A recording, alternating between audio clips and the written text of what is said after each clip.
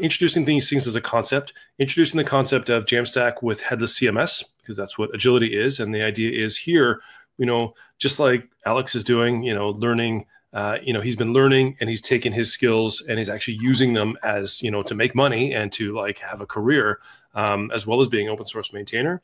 If you combine all the technologies of Jamstack, including CMS, including, things like Vue and Nuxt and, some server hosting type things, we're going to show you Vercel today, but Netlify is another one. There were all these different cloud technologies. You can actually take your career, from I'm just learning to I'm actually doing this as a job really, really quickly. And you can learn a lot of stuff. So it's really exciting. And we'll be asking Alex about sort of his opinion as, because he's as an open source maintainer, that means he actually works on the code for an open source project called Nuxt, right?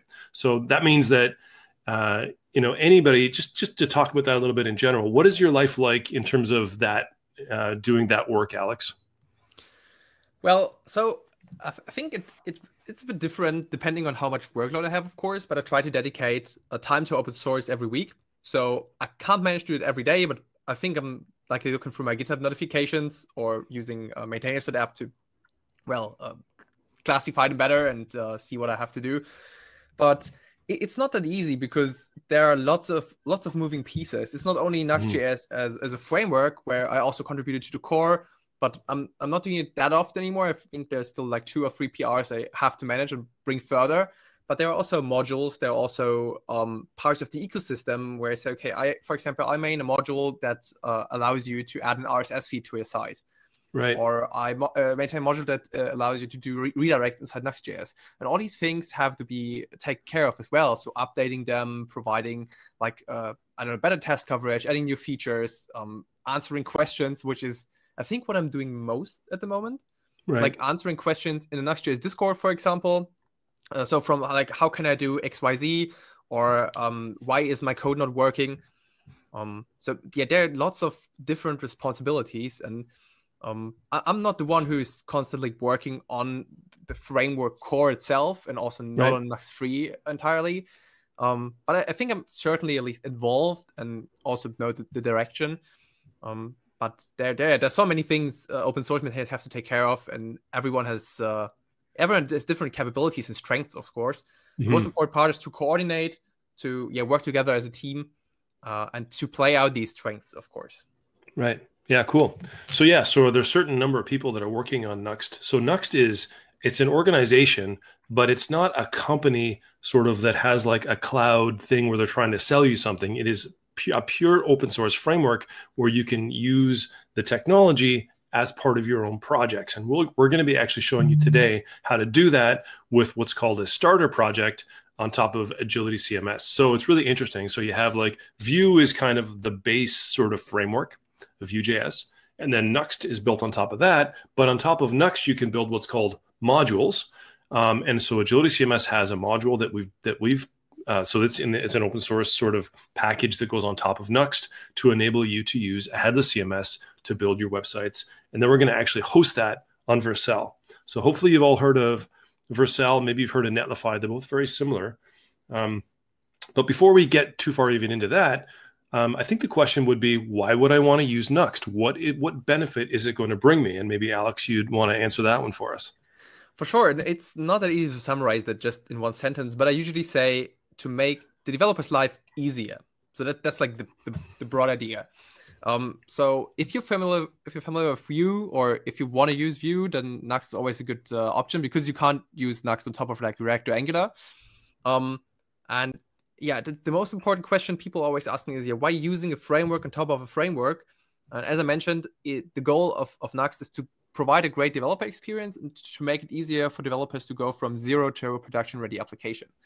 And that means like Nuxt is providing lots of sensible defaults. It provides lots of build tools out of the box that you don't have to configure, but you can if you want to. So ideally, it doesn't lock you into some strange settings, and you can always configure things and fine-tune things, but they're sensibly chosen, and they're set to something that at least 80% of the people would use just right off the bat. So you can go with that. Plus, there are lots of quality of life features, like you have file system-based routing, so you don't have to write a file for each route. You have modules, as you mentioned already, to encapsulate logic, so you don't have to reinvent the wheel again and again. You don't have to like write your own integration for Google Analytics or Agility CMS, for example. You can just pull in a module, configure it, and you're good to go. Right. And there are lots of pieces that make things easier. Plus, again, also lots of community work. So without community contributions, that wouldn't be a thing. So this is always something I like to do. If you wrote something and you think, okay, this is quite useful for me, then usually there are lots of other people who maybe wrote that piece as well. And you could open source it and say, hey, you don't need to write your implementation. You can just go for that and maybe add your own ideas and features. So yeah, so interesting. What you're talking about is a lot about being part of a community. And so, thank you all for joining, because basically by joining us, you've said, hey, I want to be part of a community, and this is one of the ways that we can, provide feedback to the people in the community, which is like having these webinars and workshops, talking to, folks that are involved in the industry. But the other thing you can do is follow folks on Twitter. Oh dear. Apparently, we're having some issue with video quality. That's too bad. This has been an issue for a while. That's too bad. Are you able to hear me, everybody? And maybe just put up your hand if you can't hear me, or if you can. Okay. I'm going to go with if you can, yeah. The audio is okay. All right. When I start sharing my screen, hopefully it doesn't destroy. I have no tabs open and doing my best here. My internet has been flaky in the last couple of days, so I've been working on trying to improve that. At any rate, so being part of the community is important. So I would say follow Alex on Twitter. I don't know if Olga is going to probably share all these Twitter links here soon. So, follow Alex on Twitter. You can follow me. You can follow Agility CMS on Twitter. Nuxt is on Twitter. Jump on Tech Twitter, and that's just a really good thing to do to sort of see where everybody's coming from.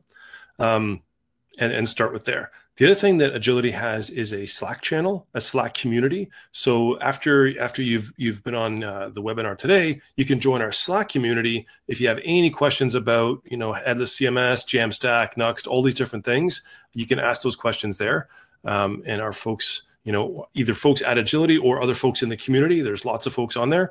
You can join and talk about that. Alex, I don't have a link to it, but there's also a Nuxt Discord that you talked about. So Discord communities are really growing as well. So you could join the Nuxt Discord as well for free and be part of that conversation as well. All right, cool. I'm going to jump right into it. So what we're going to do is and then I think this is what I'm showing here is I think one of the reasons why Jamstack is growing like crazy, because you can do this as a developer for free and get Headless CMS, a development framework and all your development tools, plus host your example website for free to get started.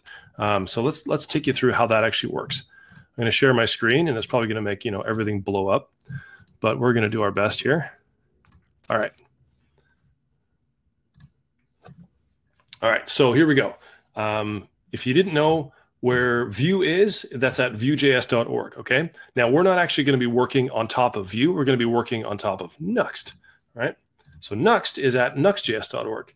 So you can read all about that, and any documentation you want for Nuxt is here, but sometimes you want to look up how Vue works. So your documentation for that would be potentially on the Vue, if you want to learn the basics of just basic Vue binding, and we'll see how that gets to when we get into the code, okay? It's super important to use the Vue 2 documentation of Vue.js because Vue 3 and Nuxt don't work together yet.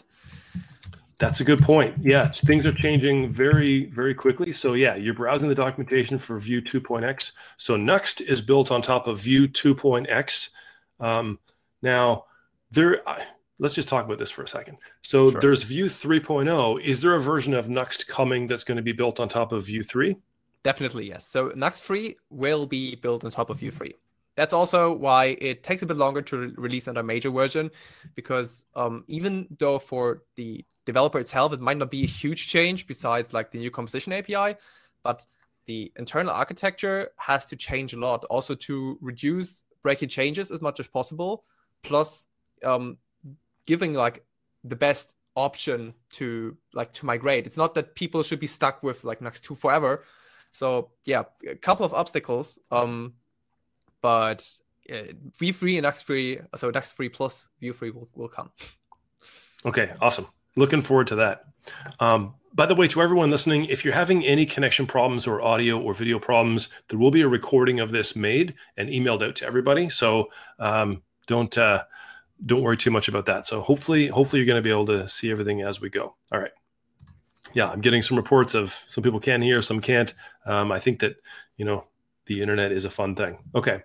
What we're going to do is we're actually going to go to the Agility CMS website to get this starter, because this has a link to actually create an Agility CMS account for you. And it also will help you link to a GitHub project that has all these things started. So what I'm going to do is I go into the website, I'm going to go to resources and click on starters. Right. And so there's 4 different starters that are currently available. So if you're into learning about Jamstack, these are all very sort of common Jamstack frameworks. So Next and Gatsby. And then if you scroll down, you'll see Nuxt. And that's the one that we're most important or interested in right now. So we're going to click there, and you can read about how, what this is going to do. What this is going to set up for us is basically an Agility CMS account that has a bunch of data modeled for us in the CMS. So some sample data. And it also gives us a GitHub project that we can actually clone and run locally. Okay. So the live preview of what we're actually going to see is here. So you can see this is actually running on Vercel. Okay. And this is what we're going to be deploying. Okay. This little travel blog that is a pretty amazing piece of technology in itself, because the code is so simple, but it's something you can use to start to build however big of a website that you want, either for a personal project or for a work project. So pretty cool. And shout out to Josh. I don't know if you're online, Josh, but Josh Isaac, one of our developers here at Agility, wrote this code, as well as the Next. He's done 11T. He's amazing. He's been learning all these technologies and building this basically this same project that's based on the same piece of content for all of them. So that's really cool. All right. So you're going to go there. You're going to click Start Free Project. What that's going to do is I'm already logged in with a ton of different accounts here. It will actually create a new account for you when you log in. In fact, that's probably better for me to do. Let me close my browser and start again here. I already made a mistake. Now let's log out so I can do the exact same experience for everybody. I was already logged in. I cheated. All right. Go back to starters. Click on Next. All right. So what that's going to do is it's going to, I already logged in again. Doggone it. It remembered my login. So Agility has like enterprise single sign-on login for me. For you, it's going to give you like enter username and password, or you can connect with your GitHub or your Google account. Pretty straightforward. So I'm going to call this Nuxt, and I call it May. What is it? May 21st? No, it's May 20th. May 20th. All right. There you go. All right. So this is free. It's free forever on the developer plan. So that's amazing. So that'll create your new instance and actually get you into Agility. So Agility CMS is a headless CMS, so it's completely API driven and allows you to use any technology that you want to get your content out. So just as Alex was saying, Nuxt is amazing because it gives you a great developer experience, which I think is super awesome because developers are really, really important. But when you're building a website that you want someone else to manage the content for, so if you're building it for a customer or a client or for someone who's non-technical to work with, you don't want to be managing the content as a developer, then you would use Agility for that. Okay, so they'll be able to manage the content. You'll be able to manage the code. Everybody's going to be happy. It's going to be great. All right. So what we want to do is actually deploy this website, but I'm more interested in actually running the code locally because I think that's the most important thing. So I'm actually going to go view on GitHub. Okay. I'm going to click there, and this is going to actually show me the code. And Josh is amazing because he's actually gone through and documented the whole thing about how to work with this stuff. So the first thing we're going to do is, we signed up for a free account. We're good. So in the getting started, we're already at like step 0. So the first thing we want to do is clone this repository. So we're going to go ahead and do this. And Alex, if you find if there's a better way to do this, you can tell me. But I'm already in. Yeah. Okay. We're good so far. I'm going to get to my terminal window. I'm going to type Git Clone. So hopefully learning Git is actually a super important thing, but you don't need to know that much. You only need to know a couple commands to get going here. So we're going to call Git Clone, and I'm going to paste in the address of the starter project here. So I'm going to go ahead and do that. That's cloned it for me. So that actually downloaded the project. And if I'm in the folder where I'm at here, it actually downloaded it right here. Okay. Here's a little trick. If I want to open that really quickly in Visual Studio Code, which is my Alex, what's your preferred tool? I actually use WebStorm a lot. So, but I also use VS Code every now and then. But I'm just so attached to JetBrains, and the whole idea theme is amazing. Yeah, we have some folks at Agility who use that for development as well. JetBrains is pretty cool. Okay, so we're going to drag that in here, and this is going to open this project, and we'll start to see the code that's in there. Now, the code is important, but also so is the content, okay? So as we're going in here, I'm going to be jumping back and forth between Agility and the code. So I'm just going to be alt-tabbing. Hopefully that isn't too crazy, and hopefully my screen isn't too blurry. We're all going, oh, white theme. Someone doesn't like my white theme. Well, it's daytime. I have mine auto switch to nighttime. Actually, it's nighttime for Alex, so you know what?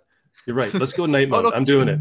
Keep it at white theme. I usually used to use white themes when I do presentations because it's easier to read. Like, especially like when you do it real life, then the projectors usually don't have bad contrast and things. So I like to keep it white. There you go. That's a good one. So personally, for me, I actually have my my Windows or my Mac OS actually switch when it goes to nighttime, because that usually means that I've been working for too long. Yeah, it will tell you. It happens a little too often. So let's take a little quick tour through Agility to see what content we'll be working with before we start with the actual code. Okay. So in Agility, we've got 3 different pieces of content that are here. We've got a list of blog posts. We've got the categories for those posts, and we've got the site header. Now, this kind of looks a little different. The site header is just a single item. So in the site header, this is a fun one to look at because it's so basic. We've got the logo for our website and the name of our website, and that's it. It's a very basic piece of content with 2 fields. We'll see that in a minute. We've also got this list of blog posts. Okay, so we've got 3 posts that are in here so far. And then on each post, there's quite a few fields that are on here that have been set up. And I noticed that one of these is a category that's probably pulling from this list of categories. So this looks pretty straightforward. What's really cool about Agility is that I can go in and change the model and actually change what fields are available really, really easily. So as a developer, you can say, oh, I want this field or that field, or I want to have some other field that I can store data on. So that's all set up. The other thing that Agility has that is kind of out of the ordinary is something called pages. Most headless CMSs, they just stop at content, and that's it, which is great. That can do 99% of the work. But as one of the things you were talking about, Alex, is like a lot of things are going on how are we doing the routing? So you mentioned file-based routing. Agility actually provides you a list of routes, and really it's just a JavaScript dictionary based on a sitemap that you set up yourself. What the amazing part about this is, as a developer, oftentimes we'll set up our sitemap, but if we need to move a page or add a new page, we don't want to have to be involved necessarily. It's like, yeah, just use the components I've already written. I'm going to show you how we're going to do that here. Okay, so we've got 1, 2, 3, 4 pages here already. Very, very straightforward and simple. And then we've got one that looks a little different because it's a page it's a dynamic page based on a bunch of actual blog posts. So it's going to do 1 page for each post, which I think is pretty straightforward. But let's look at the home page. On the home page, it has this content zone with 2, and these are called modules, okay? So modules are themselves just pieces of text. But this one is called text block with image, and modules are special because they allow us to render a component. So Nuxt is built of components to be able to say, hey, use the text block with image component to render this content wherever my editors put it. So we've got 2 of them on here. I could create as many of those text blocks as I want on whatever pages, and now my editors have complete control over the way that the code is actually being rendered. All right, so that's really, really cool. That's a lot of talking. Let's actually get our project running and see how that code is gonna work. Okay, so nice job, Joshua, for updating this README. Let's keep on going through. All right. By the way, when we talk about full page management, that's what I was talking about with the sitemap there. Okay, so we're going to clone the repository. Awesome. We're going to run npm install or yarn install. I think I'm going to stick with yarn for now, or npm, I should say. So I'm going to show my terminal because I like to use the terminal built in, and I'm going to run npm install. What that's going to do is actually just go and resolve all my dependencies and create about 8 million files in my node modules folder. Alex, are you a Yarn person or an NPM person? I was an NPM person for a long time, but I switched to Yarn mostly due to speed, because it really is faster. Yeah.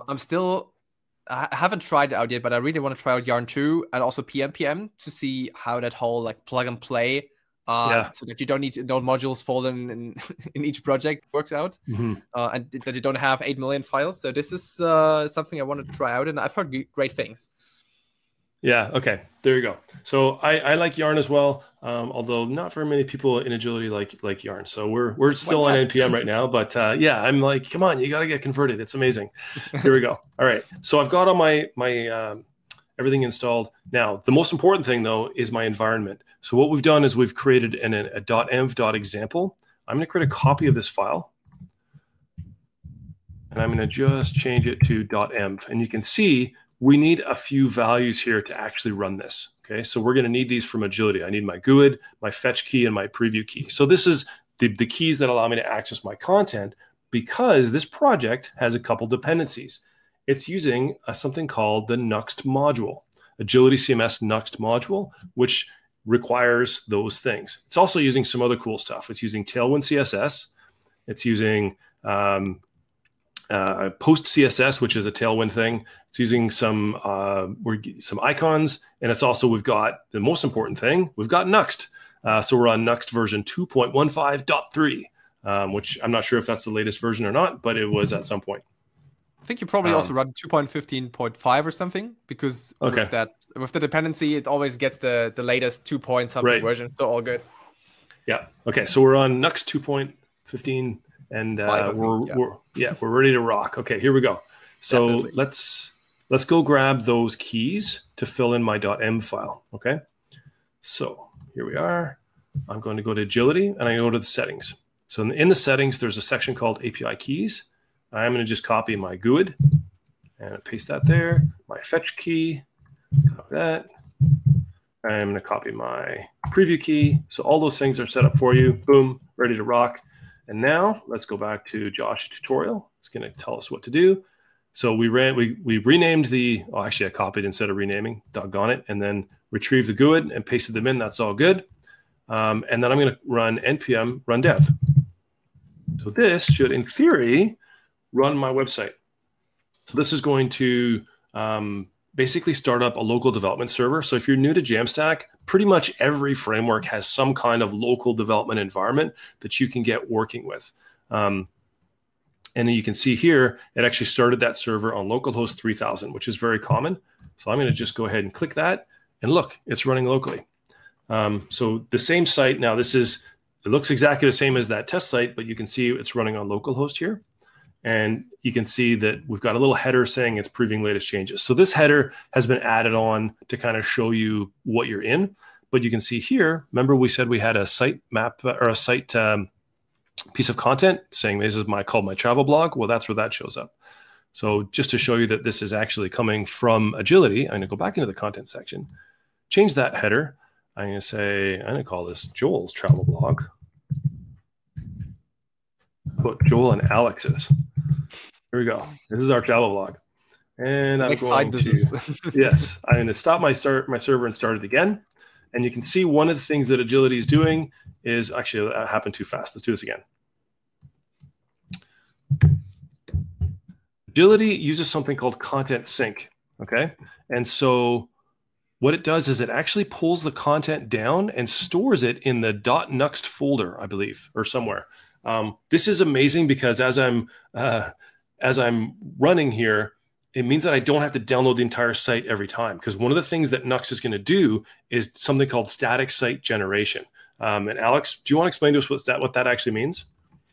Sure. So when you think about like having a good old, I don't know, PHP site, usually what happens is you run, so you access the site, your client, your browser does a request to the server, and the server gives out the HTML on the fly. So it will like request the database and put something together on the fly, and then you get the HTML.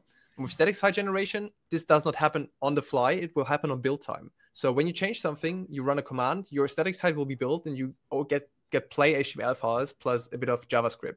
And this will then be put up to Vercel, Netlify, or GitHub Pages, wherever you want to host it.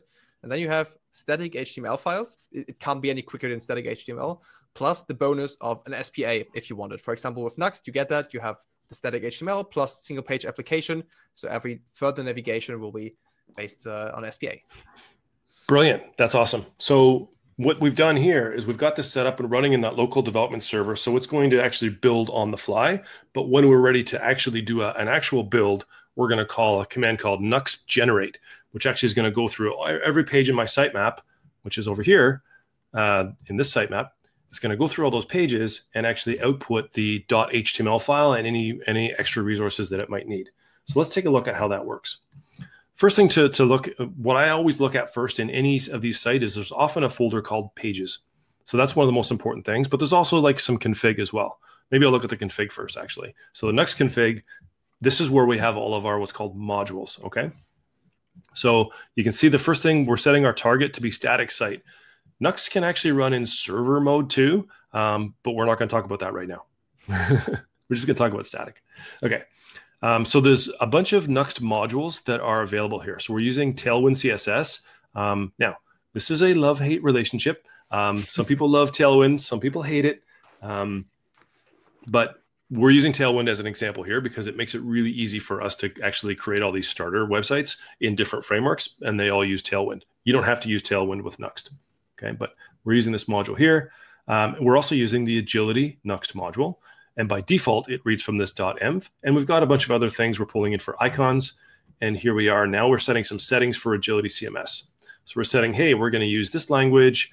And we're going to say, hey, what's the main page component path? What's really cool about Agility is that we only need to have one page component to render all the different pages because we're using those modules. So it's pretty cool. All right. And then we've got our head tag set up here. So some stuff we want to put in the head tag and some CSS, and a few other things here. And this is the most important one, Tailwind. We're turning on this new, a few Tailwind settings. So got all that set up. These are great. This is awesome as a boilerplate because sometimes I have a hard time remembering all this stuff, but it works really well. All right, so let's go check out the pages folder.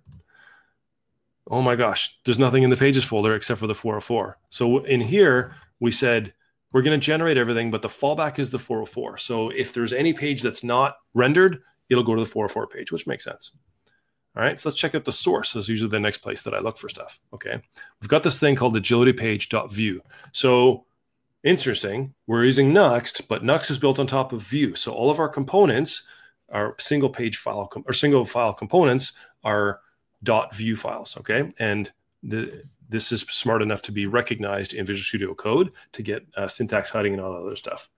Okay, cool. So we've got this template and we're outputting a bunch of different things, but you can see we've got this component. We're dynamically rendering a component here, which is cool. So not only does Agility have all those modules, but it also has something called a page template. So let's jump at this, look at one of these pages. Let's look at the home page. So the home page, it says, let's use the main template page template. Okay. So what this is saying, hey, if you're set up to use main template, then let's render that component. All right. So let's look at our components. Here's the page templates folder. Here's main template.vue. Cool. And what it's going to do is actually render all the modules in our content zone. So that's pretty straightforward.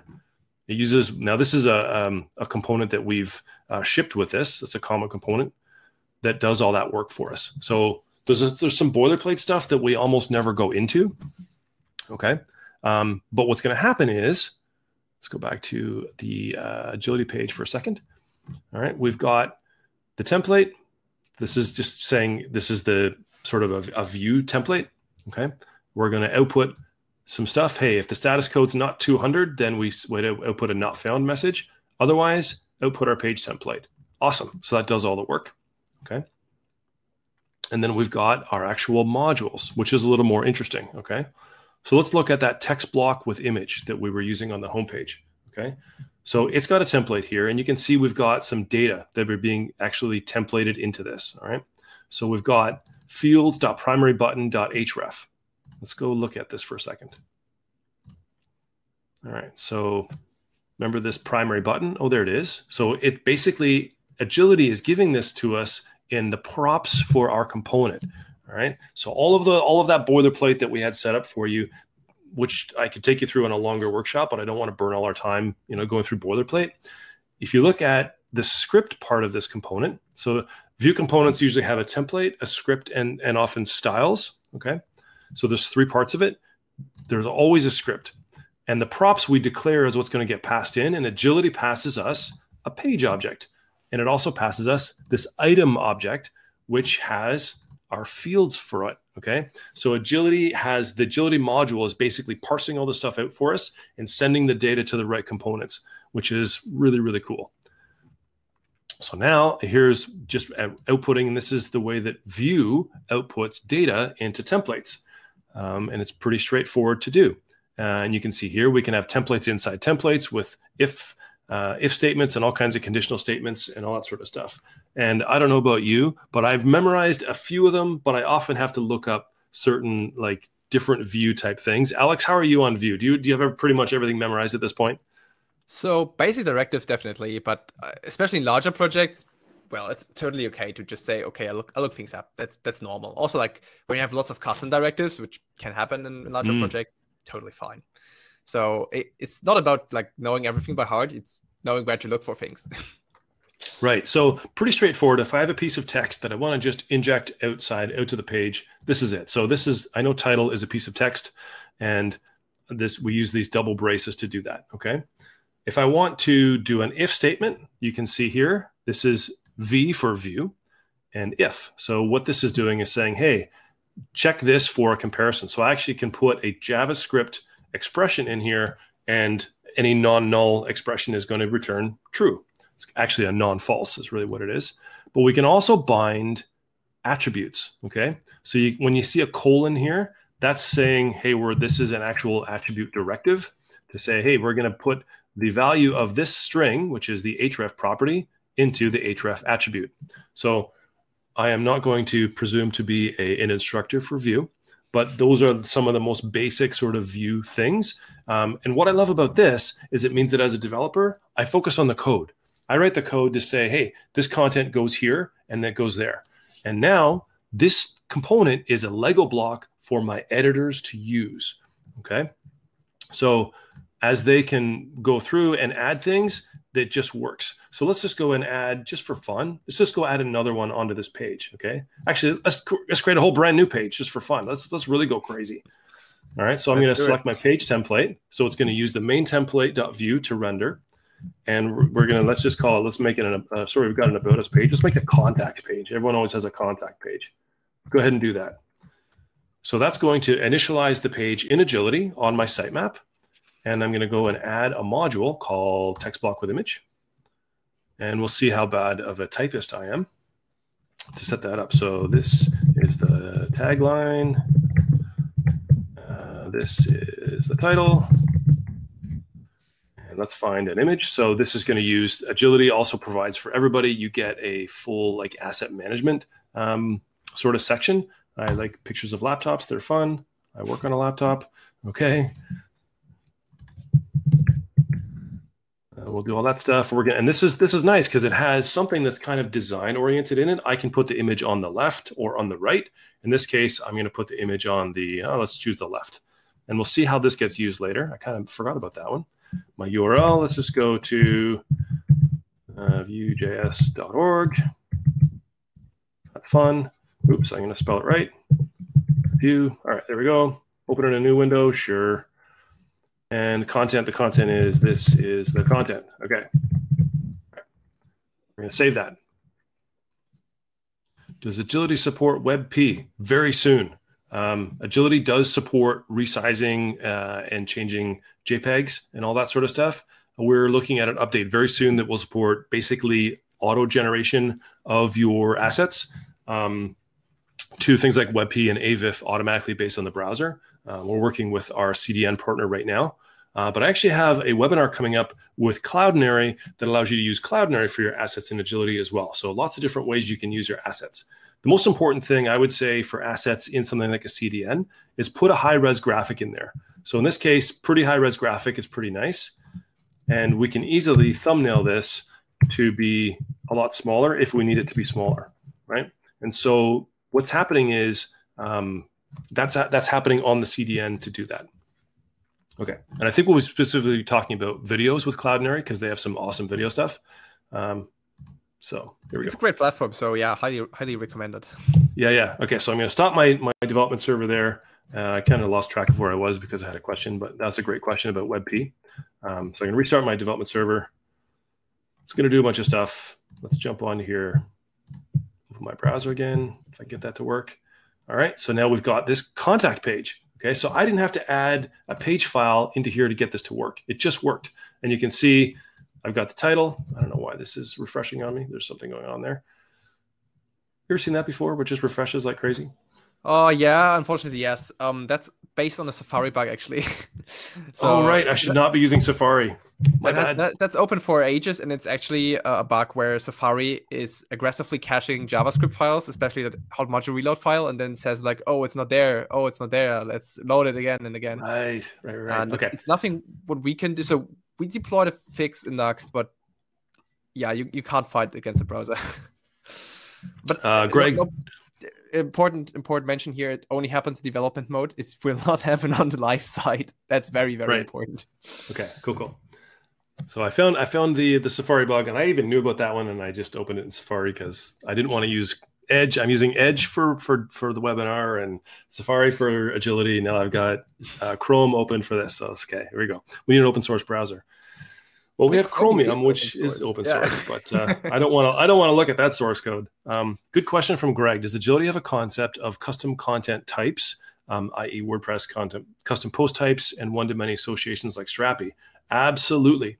Agility has, you can create whatever kind of content you want. We call that content modeling, or building your content architecture, and linked content types is what we do. So in this blog post, for instance, we have a one-to-one or a one-to-many with the categories, but you could also add tags onto there and all kinds of other stuff as well. And Josh just shared some pretty good documentation about that. Probably have a webinar on content modeling soonish because it comes up a lot and is one of the most important things to set up for a CMS to get your content model crystal clean the way you want it. Great question, Greg. Okay, so we've got this contact page, and this to me is really great because I didn't have to add anything to my pages folder and I didn't have to do any work as a developer, and it just, my content editor added stuff and it just used what I had. And you can notice, hey, the image is on the left, which I think is what I said I wanted it to be. Yes, it is. Nice. Let's look at how that worked, because oftentimes we want to keep our design out of our content. We probably don't want to have too much code in our content because our code could change. It could be that, Nuxt 3 comes along that has a whole bunch of different kinds of code to use. I don't want my content to be tied to that. Okay. So this content model that we're using actually has nothing to do with Nuxt. The code is pulling in the content and doing it with it once.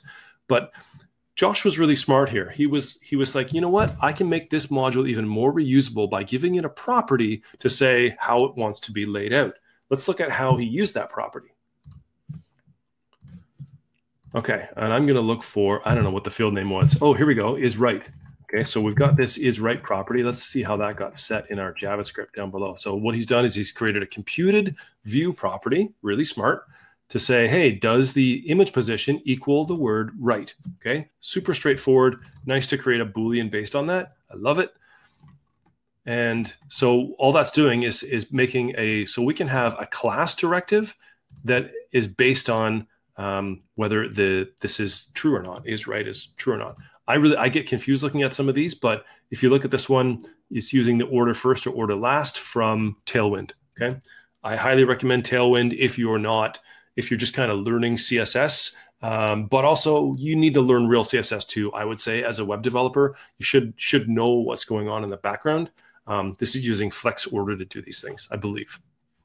Okay. And I think actually Tailwind can help with that. So I've experienced that a lot because everything is tied to these utility classes, and you have the utility first approach. You know what each class is doing. So if you learn Tailwind and you take a look at what these classes mean, then you also learn CSS. Right. Cool.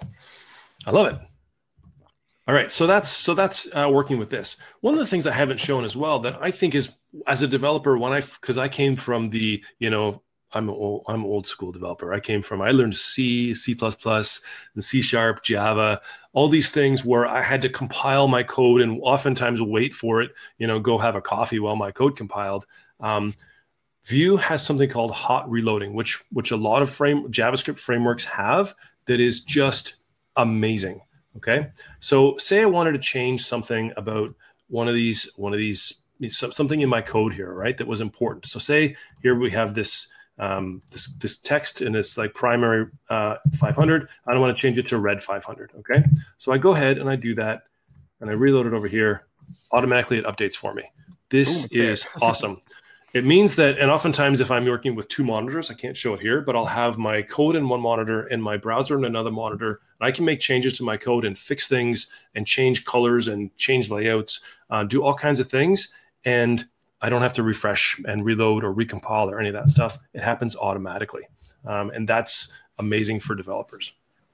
All right. So anything that you can do sort of with Vue, you can kind of do with Nuxt.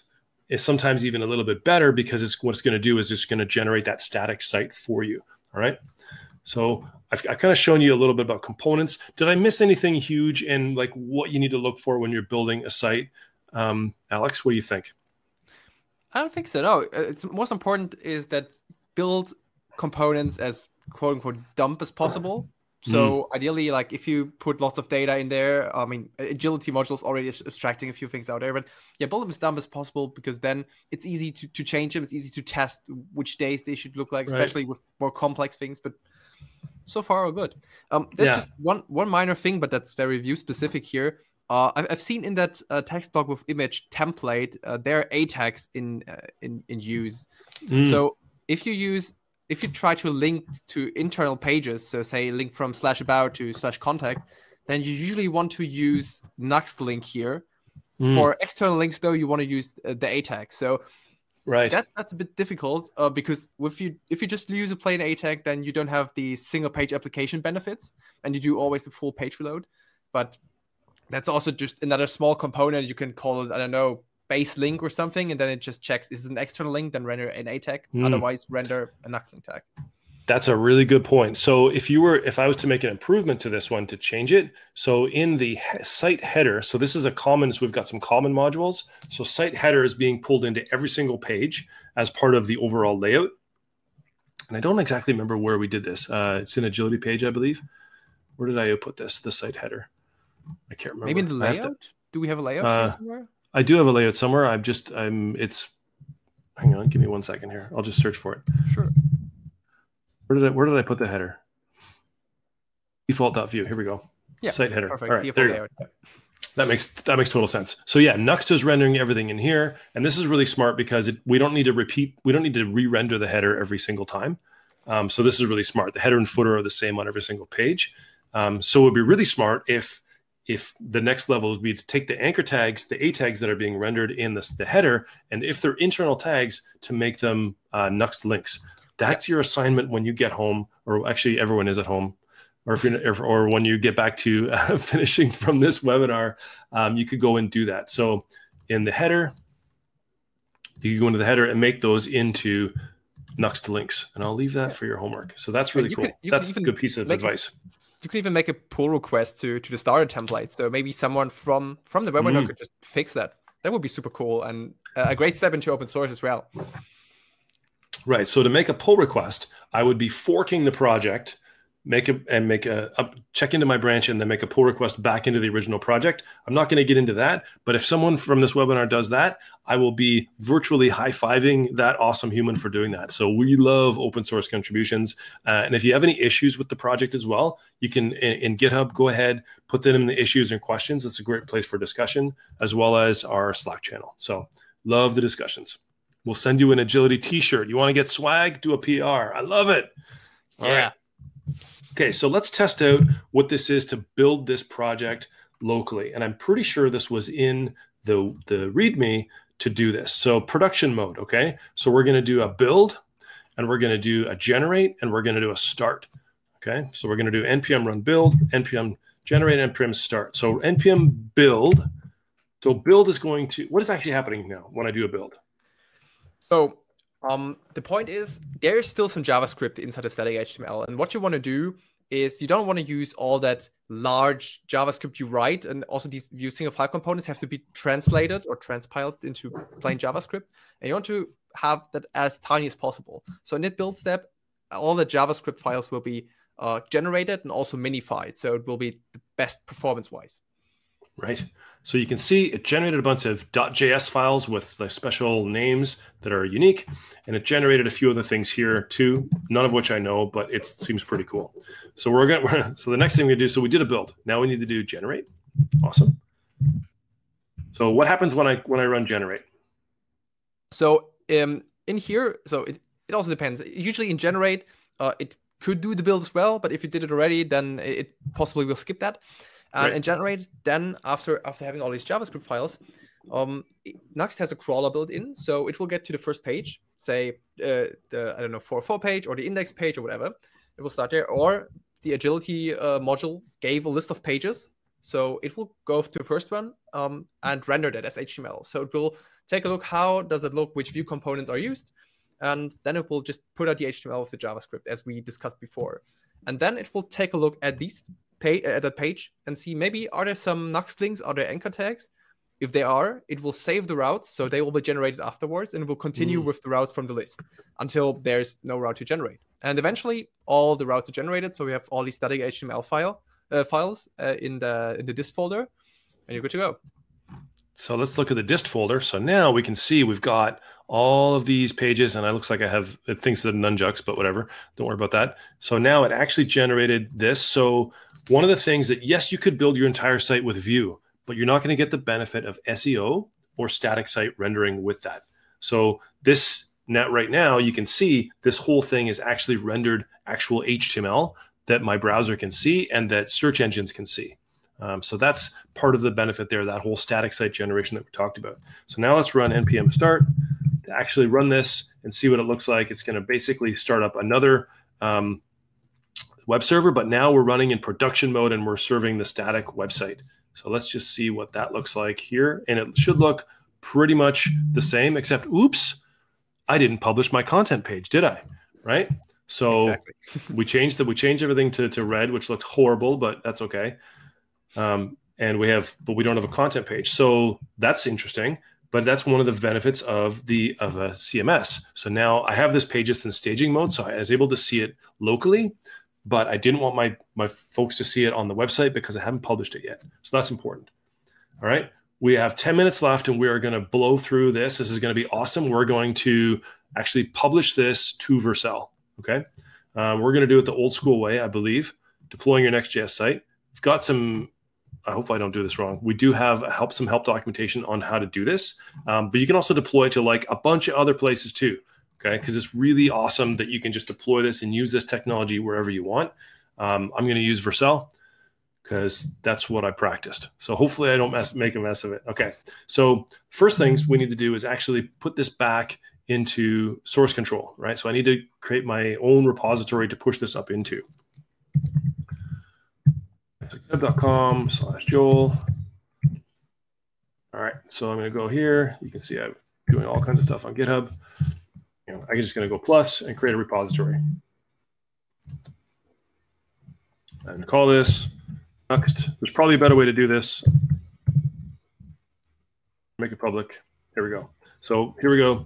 We're actually going to change our remote. I'm going to add this remote. I can't remember how to remove the remote from the other one.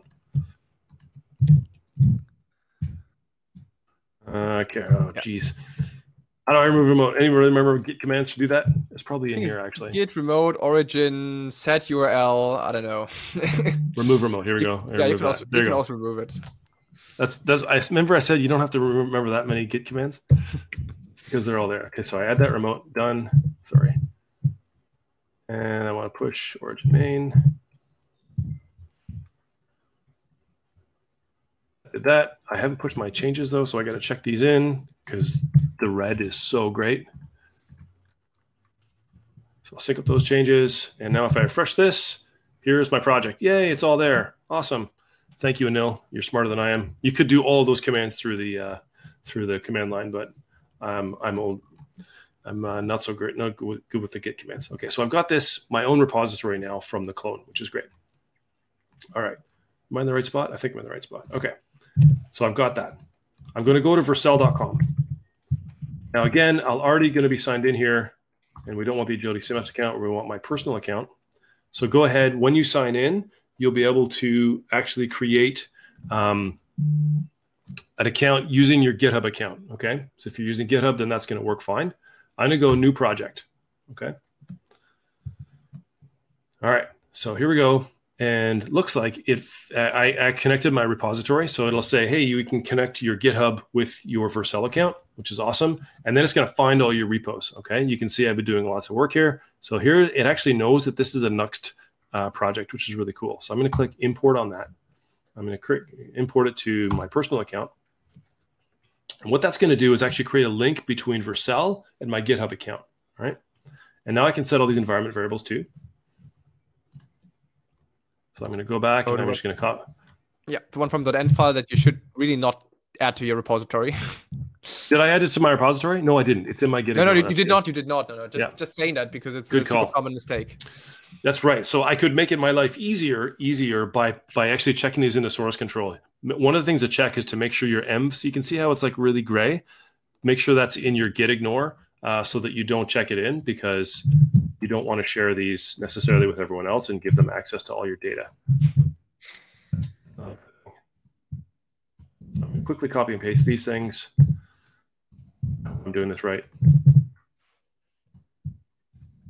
All right, so if you've used Netlify, very similar sort of experience for doing that on Netlify. Okay, here we go. I'm going to click deploy. If this works the first time, it's going to be probably the first time it's worked the first time. It always works when I'm practicing my own. It's like, hey, let's test to see if this is going to work. We'll see what happens. This is going to be great. Netlify, it's quite similar. You can also add the env variables through another menu, but eventually work the same. I think we actually have an auto deploy. I can't remember. Josh, you might want to jump in on this one and say we do have the ability to deploy right from Agility and it'll automatically set your environment variables. But I didn't do that. There's lots of different ways. What you're going to learn as a developer is that there's lots of different ways to do it, and you're going to find the ways that are comfortable for you. And this was the way that was comfortable for me for this demo. So, oh dear, no output directory dist. I think we have the wrong build command. Yeah, we didn't set a build command exactly. We need Nuxt generate. Good call. Let's override. Let's call Nuxt generate. Is that correct? Yep. Right? That's good. All right, so now I'm going to do that. I'm going to deploy again. See, it's okay. We got an error message, but everything's going to be all right. Or do we have to do npm run generate? I'm not sure if it will pick up Nuxt though, but we'll see. We'll see. We'll see. This is a good test. I think I usually do like yarn generate, but eventually, I mean, Vercel could be clever enough to pick that up.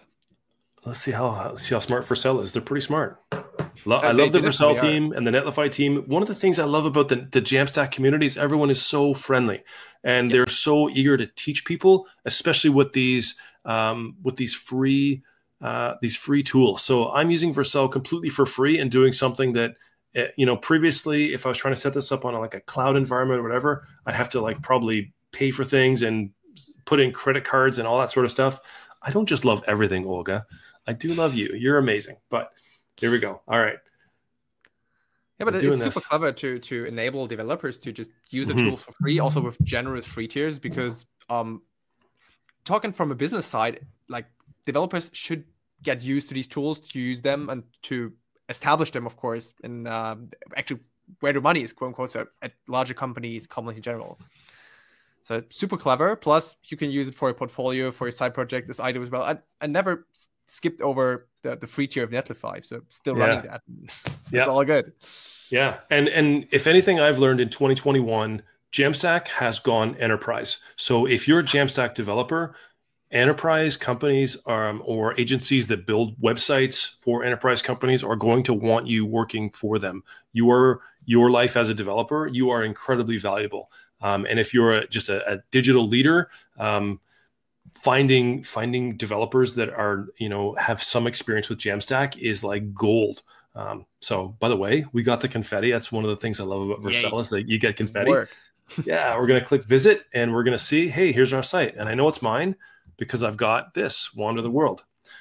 Pretty great. I'm going to do one other thing, which is cool. So as a content editor, I don't want to have to go tell my developer, hey, I need you to build the website again. I changed some content. So we're going to actually set up something called a webhook so that when content changes or when I publish the contact page, it will actually do a build for me. All right. So let's go ahead and set up a webhook.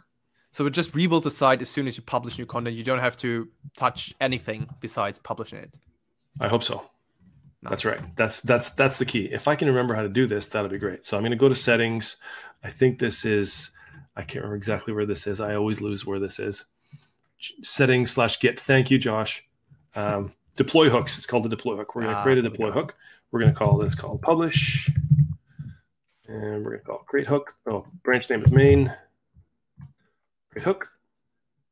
What this is going to do is give us this, basically this special URL that we can trigger. Whenever we trigger this URL, it's going to trigger a build.